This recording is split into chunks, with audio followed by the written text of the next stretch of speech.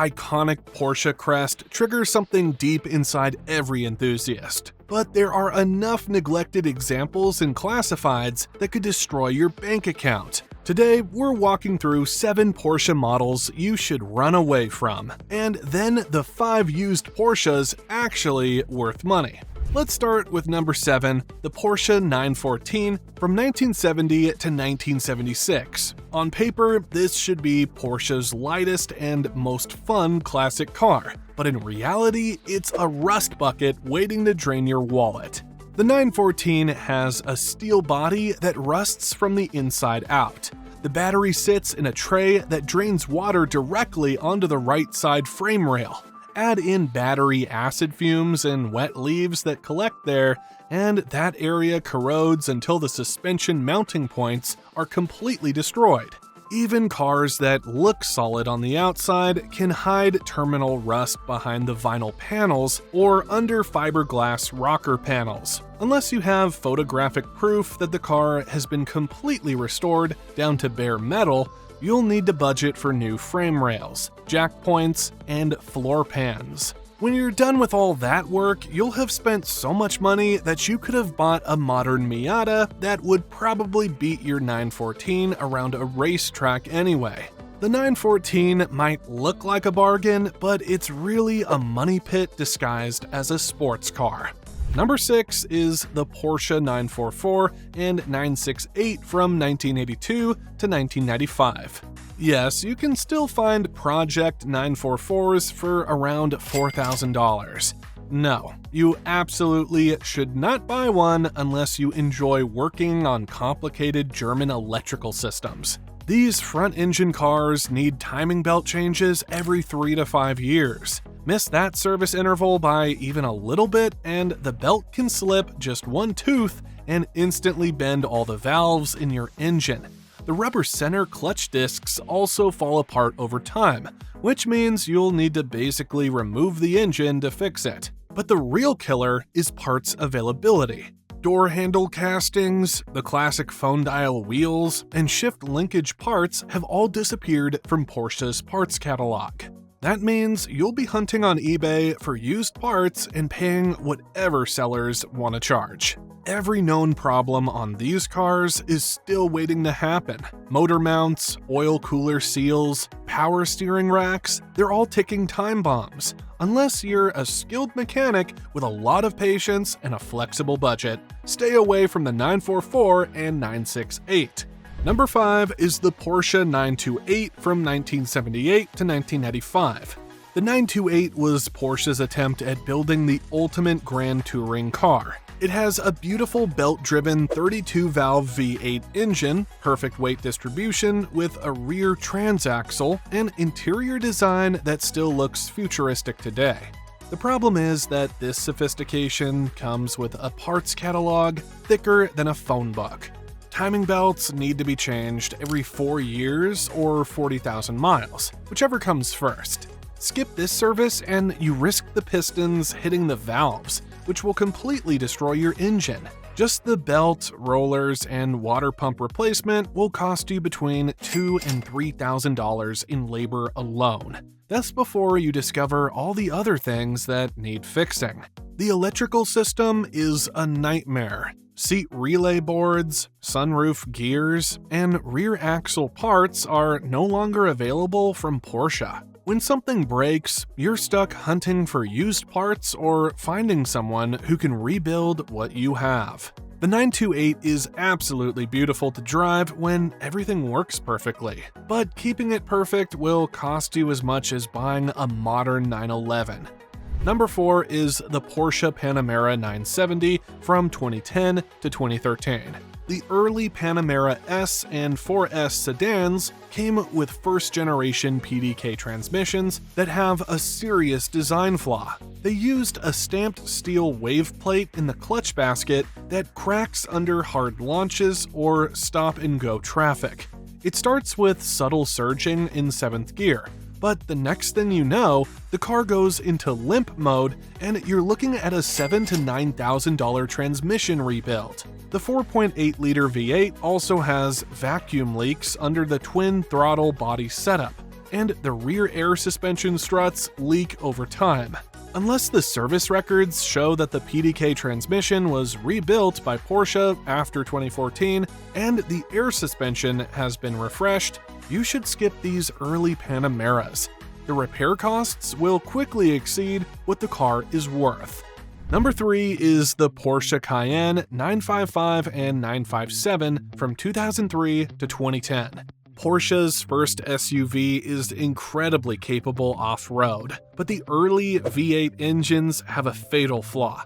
The plastic coolant pipes run through the valley of the engine block, right next to exhaust manifolds that get up to 800 degrees Celsius.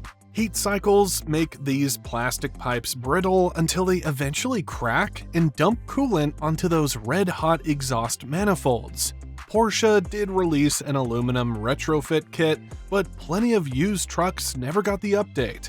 Add in drive shaft carrier bearings, air suspension compressors, and vacuum-operated front differential locks, and your $8,000 bargain Cayenne suddenly needs $6,000 in parts just to be reliable. Number 2 is the Porsche 986 Boxster, an early 987.1 from 1997 to 2006. These mid-engine convertibles look like incredible deals, but they hide the same engine problems as the 996, just in a harder-to-reach location. The engine sits between the subframes, which makes engine removal even more expensive than in the 911. The single-row IMS bearings in cars from 2000 to 2005 are the weakest and most likely to fail. Later double-row units are better, but the 986 also fights cracked cylinder heads, failing rear main seals, and plastic coolant tanks that disintegrate over time. The Boxster's low purchase price hides expensive problems like $4,000 convertible top mechanisms and $1,100 front engine mount jobs. Unless you step up to the 987.2 from 2009 to 2012 with the newer 9A1 engine, expect to spend the purchase price again within 3 years. Number 1 is the Porsche 996 Carrera and 996 C4S from 1999 to 2004. The 996 made the 911 experience affordable for regular people. It brought water cooling, real air conditioning, and prices that middle-class buyers could actually afford. But it also introduced the infamous M96 flat-six engine with problems that can cost more than the car is worth. Hidden behind the flywheel is a steel-caged intermediate shaft bearing. If this bearing doesn't get enough oil, it explodes and takes out the timing chains and usually the entire engine. Community data shows failure rates between 3 and 10%. That might sound low, but when it happens, it's devastating. Even cars that avoid the bearing failure often develop bore scoring in the Locasil cylinder liners. The aluminum coating flakes off and scratches the cylinder walls. Repairs mean a $20,000 to $25,000 engine rebuild or a $35,000 factory replacement engine. Both options cost more than most 996s are worth today. Unless the car has documented IMS bearing replacement and a clean bore scope report, you should keep looking. The risk just isn't worth it. Now that we've covered the Porsches to avoid, let's talk about the 5 used Porsches that are actually worth buying. Number 5 is the Porsche 993 Carrera from 1994 to 1998. It's ironic that Porsche's most collectible 911 is also one of the most reliable. The M64 flat-six engine has forged connecting rods, steel cylinder liners, and no intermediate shaft bearing to worry about. Valve guides can wear around 120,000 miles, but when caught early, the fix is just a routine top-end rebuild. The electrical system is simple enough that aged wiring harnesses rarely cause problems. Even the dual-mass flywheel in early manual transmissions lasts longer than the ones in 964s. Owners regularly track these cars for entire racing seasons on stock engines without problems. Prices have gone up significantly, but a 993 that costs $110,000 today might still be worth $110,000 after 5 years of driving. That's basically free ownership if you maintain it properly. Number 4 is the Porsche Cayenne 958.2 from 2015 to 2018. The facelifted second-generation Cayenne finally got everything right. It came with new wiring harnesses, updated transfer case software, and strong aluminum coolant pipes from day one.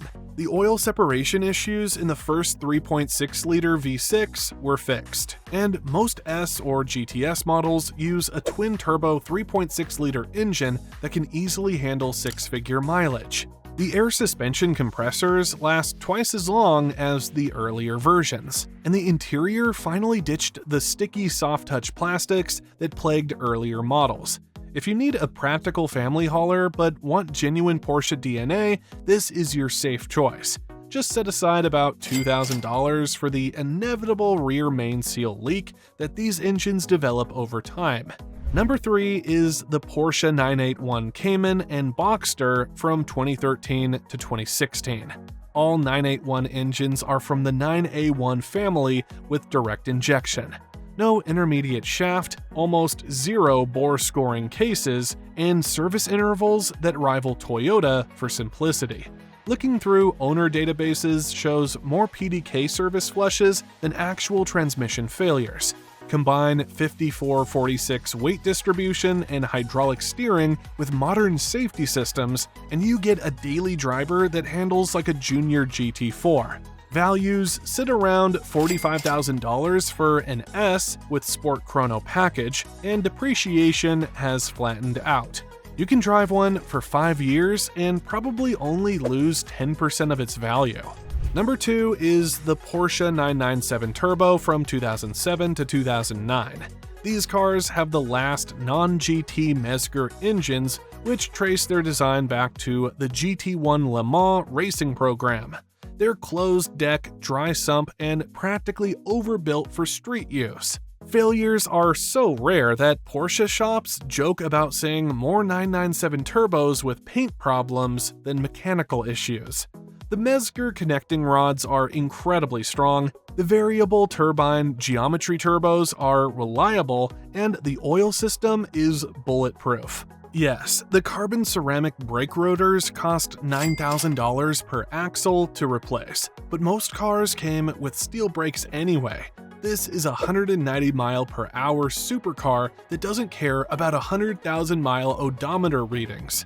Number 1 is the Porsche 997.2 Carrera from 2009 to 2012. Porsche quietly eliminated the intermediate shaft bearing when they launched the direct-injected 9A1 engine for the facelifted 997.2.